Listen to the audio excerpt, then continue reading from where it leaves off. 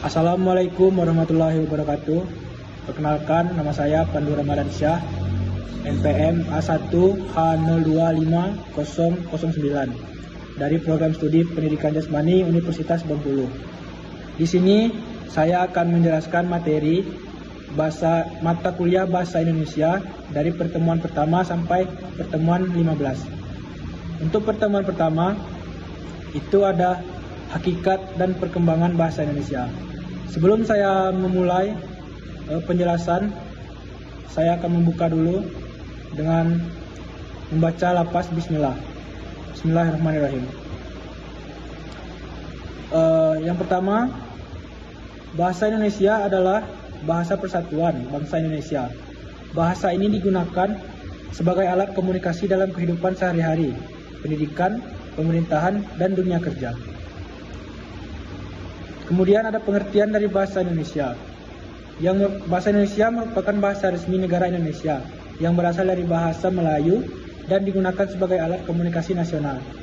Untuk fungsi bahasa Indonesia itu ada 4. Yang pertama, sebagai bahasa persatuan, sebagai identitas negara, sebagai alat komunikasi, dan sebagai bahasa pendidikan dan ilmu pengetahuan.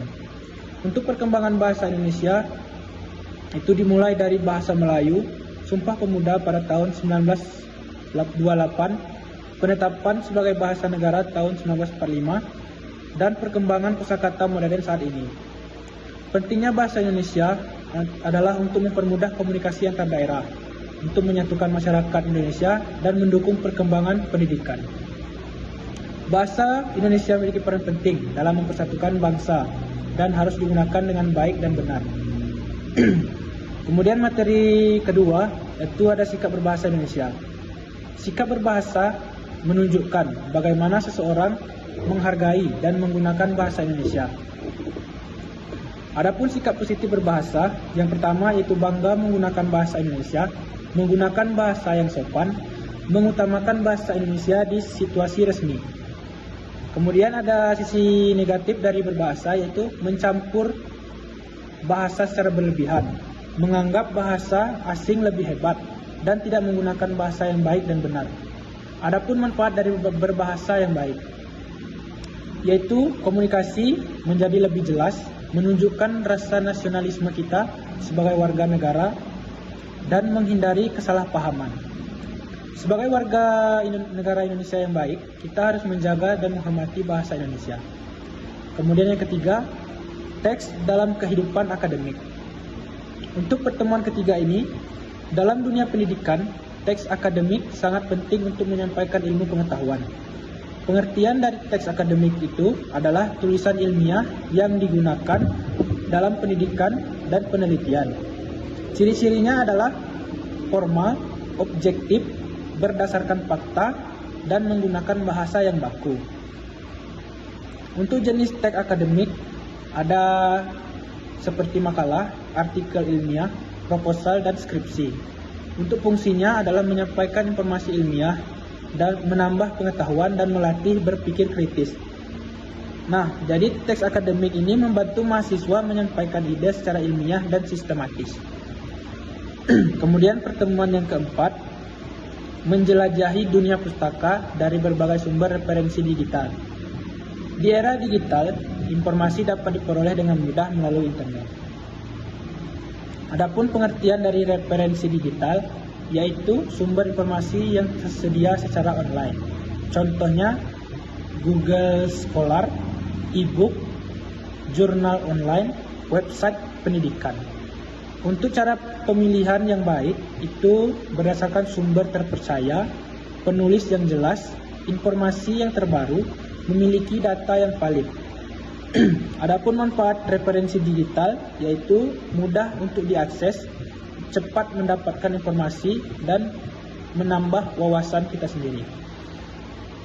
Jadi mahasiswa harus mampu memilih sumber digital yang terpercaya agar informasi yang diperoleh lebih akurat dan itulah. Kemudian pertemuan yang kelima itu ada presentasi ilmiah. Presentasi ilmiah digunakan untuk menyampaikan hasil pemikiran atau penelitian kepada orang lain. Adapun tujuan presentasi ilmiah adalah untuk menjelaskan informasi, meyakinkan audiens, membagikan hasil penelitian. Untuk cara presentasi yang baik itu menguasai materi, berbicara dengan jelas, kontak mata dengan audiens, dan menggunakan slide sederhana. Untuk strukturnya, yang pertama ada pembukaan, isi, dan kesimpulan. Presentasi yang baik membuat audiens lebih mudah memahami materi. Untuk pertemuan 6 dan 7 itu mendesain proposal kegiatan. Proposal kegiatan dibuat untuk merencanakan suatu kegiatan secara sistematis. Untuk pengertian proposal itu sendiri, yaitu rancangan kegiatan yang dibuat sebelum kegiatan dilaksanakan. Untuk struktur dari proposal kegiatan ini, yang pertama ada judul, latar belakang, tujuan, waktu dan tempat, susunan panitia dan anggaran dana. Untuk fungsinya, yaitu mempermudah perencanaan, mencari dukungan dana, dan menjelaskan kegiatan. Jadi proposal ini membantu kegiatan berjalan lebih teratur dan terencana. Untuk pertemuan ke-8 itu ada ujian tengah semester. Kemudian ada pertemuan ke-9 yaitu melaporkan dan mempresentasikan hasil kegiatan. Setelah kegiatan selesai, hasil kegiatan harus dilaporkan dan dipresentasikan.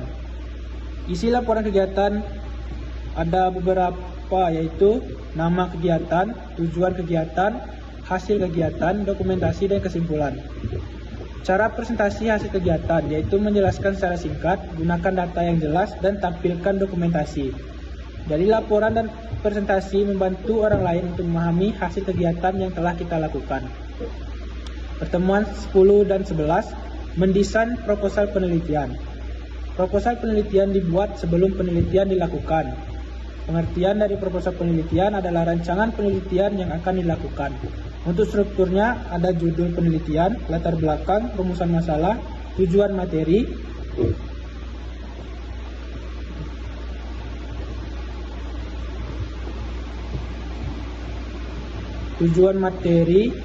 tujuan penelitian dan metode penelitian. Adapun fungsi penelitian yaitu sebagai pedoman penelitian, mempermudah proses penelitian. Proses penelitian sangat penting agar penelitian berjalan terarah dan teratur. Pertemuan 12 sampai 13 yaitu melaporkan dan mempresentasikan hasil penelitian. Setelah penelitian selesai, hasilnya harus disampaikan secara ilmiah. Isi laporan penelitian adalah ada pendahuluan, metode, hasil penelitian, pembahasan, dan kesimpulan. Untuk cara presentasi penelitian itu gunakan data yang valid, jelaskan secara sederhana, gunakan grafik atau tabel. Untuk hasil penelitian harus disampaikan secara jelas agar mudah untuk dipahami oleh audiens. Pertemuan 14 sampai 15 yaitu menulis dan mempresentasikan artikel ilmiah. Artikel ilmiah ada tulisan yang berisi hasil penelitian atau kajian ilmiah. Untuk struktur artikel ilmiah, yang pertama ada judul, abstrak, pendahuluan, pembahasan, kesimpulan, dan daftar pustaka. Ciri dari artikel ilmiah adalah objektif, berdasarkan fakta, menggunakan bahasa yang baku. Untuk cara presentasi artikel yaitu menjelaskan poin utama, gunakan slide sederhana, fokus pada hasil penelitian. Artikel ilmiah membantu. Untuk kesimpulan, bahasa Indonesia memiliki peran yang sangat penting dalam dunia pendidikan, penelitian, dan kehidupan sehari-hari. Melalui pembelajaran bahasa Indonesia, mahasiswa dapat memahami cara berkomunikasi dengan baik, menyusun proposal, dan membuat laporan, melakukan presentasi ilmiah, hingga menulis artikel ilmiah secara benar dan sistematis. Selain itu, penggunaan bahasa Indonesia yang baik juga menunjukkan rasa cinta dan bangga terhadap bangsa sendiri. Dengan memahami seluruh materi ini, mahasiswa diharapkan mampu untuk meningkatkan kemampuan berpikir kritis, menulis ilmiah, dan menyampaikan ide secara efektif. Demikian materi yang dapat saya sampaikan. Semoga penjelasan ini dapat menambah wawasan dan pemahaman kita tentang pentingnya bahasa Indonesia dalam dunia akademik dan kehidupan sehari-hari. Mari kita gunakan bahasa Indonesia dengan baik dan benar, dan penuh rasa bangga sebagai identitas bangsa.